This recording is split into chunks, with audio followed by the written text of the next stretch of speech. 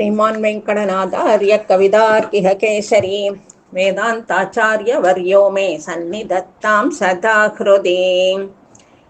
இப்படி உடையவர் ஸ்ரீரங்கத்திலேருந்து திருக்கோஷ்டியூருக்கு போய் திருமந்திரம் துவயம் இதனுடைய ஆழ்பொருள்கள் இதனுடைய ரொம்பவும் உயர்ந்த அர்த்தங்களை உபதேசம் பெற்றுட்டார்.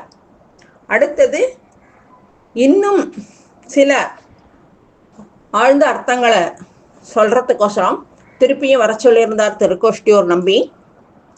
உடையவர் திருப்பியும் அங்கே போகிறார். அங்கே போகிற பொழுது திருக்கோஷ்டியூரில் இப்போ சரம ஸ்லோகத்துக்கு பொருள் தெரிஞ்சுக்கணும் அப்படிங்கிறதுக்கு போகிறார். சரம ஸ்லோகம் அப்படிங்கிறது சர்வதர்மான் பரித்யஜ்ய மாம் ஏகம் சரணம் பிரஜ அகம் துவா சர்வ பாபேபியோ மோக்ஷயிஷ்யாமி மா சுச்சக அப்படிங்கிறது. இந்த சரம ஸ்லோகத்தோட அர்த்தங்களை கேட்டுக்கிறதுக்கு திருக்கோஷ்டியூர் நம்பிய கிட்ட தண்டனிடுறார். அப்போ திருக்கோஷ்டியூர் நம்பியும் உடையவருக்கு சொல்றார், உபதேசம் பண்றார். என்னன்னா,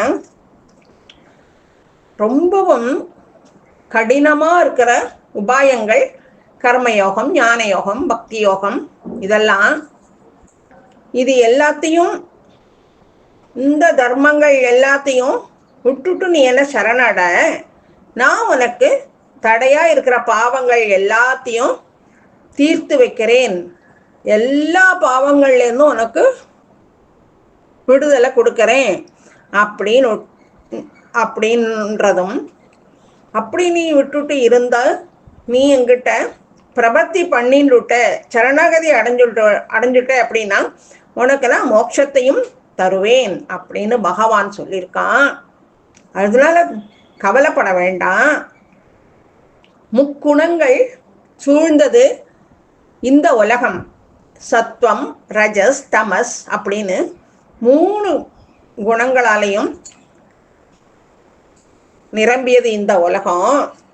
அது மட்டும் இல்லை, தெய்வீகமானதாகவும் இருக்கும். அப்படி இருக்கிற பொழுது இந்த சம்சார பந்தத்திலிருந்து, இந்த உலகத்திலிருந்து உனக்கு நான் விடுதலை கொடுக்கிறேன் அப்படின்னு சொல்றார் பகவான். இதைத்தானே கீதையிலையும் சொல்லியிருக்கார் இல்லையா?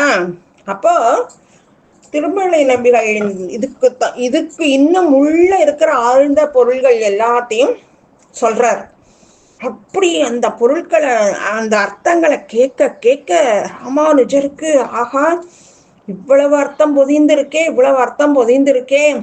அன்னைக்கு கண்ணன் கீதையில கடைசியில சொன்னார் இல்லையா, அன்னைக்கு கண்ணன் கீதையில அறுதியிட்டு ஓதிய இறுதி வாக்கு, மெய்மை பெரு வார்த்தைகள் இன்னைக்கு நான் உங்க மூலமா நான் தெளிவா தெரிஞ்சுட்டேன், உணர்ந்துட்டேன்.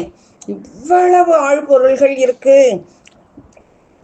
இது இன்னைக்கு உங்க மூலமா தெரிஞ்சின்றது அடியனுக்கு ரொம்ப சந்தோஷம்னுட்டு அவருக்கு மனசுல அவ்வளவு ஆனந்தம், கண்ணிலிருந்து தாரையா ஆனந்த கண்ணீர் பெருக்கெடுத்து ஓடுறது, அருவியா வருது உடையவருக்கு. இப்படி உடையவருடைய இந்த குணங்களெல்லாம் பார்த்துட்டும் இப்படி ஆழ்பொருள்களை இந்த அளவுக்கு ரசிச்சு ரசனையோட கேட்டு இப்படி மகிழ்ந்து ஆனந்த வெள்ளத்துல இருக்கிறாரே, இவருக்கு நம்ம குழந்தைகளை சிஷ்யரா கொடுக்கணும் அப்படின்னு தோணிடுத்து நம்பிகளுக்கு. உடனே என்ன பண்றார், தன்னுடைய திருக்குமாரர் சௌமிய நாராயணன் அப்படிங்கிற தெற்காழ்வானையும் தன்னுடைய திருக்குமாரத்தி தேவகி பிராட்டியையும் ராமானுஜர் உடையவருக்கு சிஷ்யரா சீடரா ஆக்கி கொடுத்து, அது மட்டும் இல்லை, அவ உடையவர்கிட்ட சிஷ்யரா கொடுத்ததுல அவருக்கு அவ்வளவு ஆனந்தம், நம்பிகளுக்கு அவ்வளவு சந்தோஷப்படுறார். இப்படி ரெண்டு பேரும் ஆச்சாரியரும் சரி சிஷ்யரும் சரி ரெண்டு பேரும் ஆனந்த வெள்ளத்தில் மூழ்கியிருக்கா. அப்படி இருக்கிற பொழுது ராமானுஜர் நம்பிகள் கிட்ட கேட்குறார், நான் இந்த தரம் கிரகத்துக்கு வந்தபொழுது, தங்கள் கிரகத்துக்கு வந்தபோது உங்களை பார்க்கலையேனா, அப்போ தேவகி பிராட்டி, திருமகளான தேவகி பிராட்டி கிட்ட கேட்டேன். அதுக்கு கிரகத்தினோட மேல் தளத்தில் இருக்கிறதா சொன்னதுனால அடியனும் மேல் தளத்துக்கு வந்து உங்களை பார்த்தேன். அப்போ நீங்கள் ஒரு தியானத்தில் இருந்து, அப்படி தியானத்தில் இருக்கிற பொழுது நான் உக்காந்தா தியானம் கலைஞ்சிடுமேன்னுட்டும் நான் திருப்பியும் கீழே வந்துட்டேன். ஆனால் இப்படி இந்த சர்ம ஸ்லோகத்தோட ஆழ்ந்த அர்த்தத்தெல்லாம் கேட்டுட்டு இப்படி கேட்ட எனக்கு உங்ககிட்ட கேட்கணும், ஒரு வார்த்தை கேட்கணும்னு தோன்றது, அதனால கேட்குறேன் அப்படின்னுட்டு கேட்குறார்.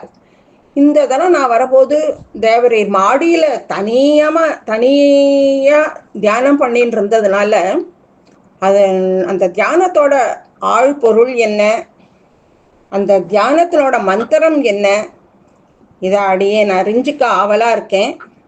அதை நான் தெரிஞ்சுக்கலாமா அப்படின்னுட்டு கேட்குறார் உடையவர்.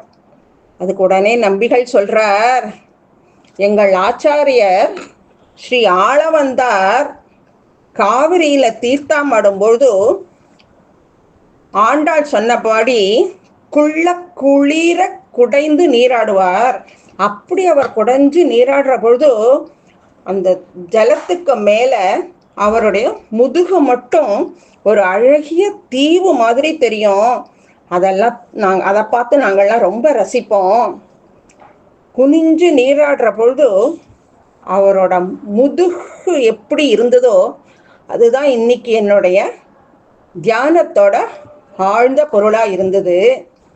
அவரோட திருப்பெயர் தான் ஸ்ரீ ஆளவந்தார் அப்படிங்கிற அவருடைய திருப்பெயரே எனக்கு தியான மந்திரமாக இருந்தது அப்படின்னு நம்பிகள் சொன்ன உடனே உடையவர், ஆஹா, எப்பேற்பட்ட குரு பக்தி, இப்பேற்பட்ட குரு பக்தியை அவர் அப்படியே மனசுக்குள்ள நினைச்சு உருகிறார்.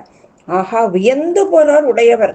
அப்படி ஒரு குரு பக்தியில இருக்கார் அப்படின்னுட்டு அவர் சந்தோஷப்படுறார்.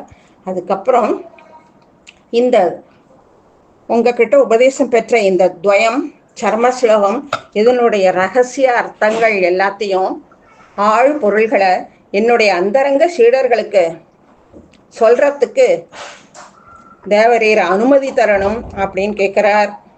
ஆனால் நம்பிகள் சொல்லக்கூடாதுன்னு மறுத்துட்டார். அடியேனோட அந்தரங்க சீடரும் பரம பாகவதருமா இருக்கிற கூரேசனுக்கு மட்டும் எப்படி நான் சொல்லாம இருப்பேன் அப்படின்னு ரொம்ப பணிவோட திருப்பியும் விண்ணப்பிக்கிறார். கூரேசனுக்கு மட்டும் 1 வருட காலம் கைங்கரியம் செய்த பிறகு உபதேசிக்கலாம் அப்படின்னு விடுறார் நம்பிகள். உடனே ராமானுஜர், சரி, இந்த அளவுக்கானாலும் நமக்கு கொடுத்தாரே பர்மிஷன் அப்படின்னு சொல்லிட்டு உடனே அவர் நம்பிகளை சேவிச்சுட்டோ ஸ்ரீரங்கத்துக்கு வந்துடுறார். வந்த உடனே பெரிய நம்பிகளை நினச்சிக்கிண்டு உடனே ரங்கநாதரை சேவிச்சுட்டு மடத்துக்கு வரார். வந்த உடனே திருக்கோஷ்டியூர் நம்பிக்கிட்ட தாங்கள் தனிமேல பெற்ற ஆழ்ந்த அர்த்தங்கள் எல்லாம் அடியேனுக்கும் உபதேசிக்க வேணும் அப்படின்னு கூரேசர் கேட்குறார். உடனே நம்பிகள் என்ன சொன்னாரோ அதை சொல்கிறார். 1 வருட காலம் கைங்கரியம் பண்ணினதுக்கப்புறம் உபதேசிக்கும்படி நம்பிகள் நியமனம் அப்படின்னு உடையவர் சொல்கிறார். சொன்ன உடனே கூரேசர் சொல்கிறார், புறத்தாழ்வார், 1 வருட காலம் அடியேன் உயிருடன் இருப்பேன் என்பது என்ன நிச்சயம் அப்படின்னு மனசு அப்படியே கலங்குறார். கலங்கின உடனே 1 மாத காலம் ஆச்சாரியன் திருமாளிகை முன்னால் உபவாசம் இருந்தால் 1 வருட கைங்கரியத்துக்கு சமம் அப்படிங்கிறது சாஸ்திரத்தில் இருக்கிறத எடுத்து சொல்கிறார் உடையவர்கிட்ட. அதுக்கப்புறம் 1 மாத காலம் உடையவரோட மடத்துக்கு முன்னாடி உபவாசம் இருந்துட்டு இந்த துவயம் சரம ஸ்லோகம் இதனோட ஆழ்ந்த பொருள்களை அடியனுக்கு உபதேசிக்க வேணும் அப்படின்னுட்டு கேட்குறார். உடனே உடையவரும் அகமகிழ்ந்து சந்தோஷமாக அந்த ஆழ்ந்த பொருள்கள் எல்லாத்தையும் தாம் உபதேசம் பெற்றதை கூரத்தாழ்வாருக்கு எல்லாத்தையும் உபதேசம் பண்ணுறார்.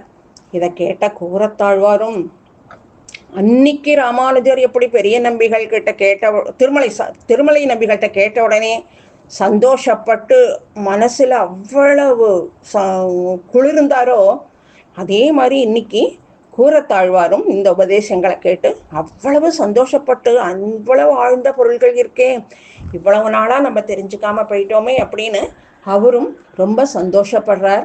இப்படி கூரேஸ்வரும் உடையவரும் இந்த திருமந்திரம் துவயம் சர்ம ஸ்லோகார்த்தங்கள் அறிய பெற்றவர்களாக இருக்கா. இதெல்லாத்தையும் பார்த்துட்டு முதலியாண்டானுக்கு ஒரே தாபம். அவரும் இதை கேட்கணும், இதெல்லாம் தெரிஞ்சுக்கணும் அப்படின்னு ஆசைப்படுறார்.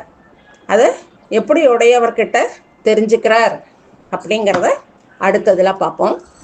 கவிதார்க்கிக சிம்ஹாய கல்யாண குணசாலினே ஸ்ரீமதே வெங்கடேசாய வேதாந்த குரவே நமஹ.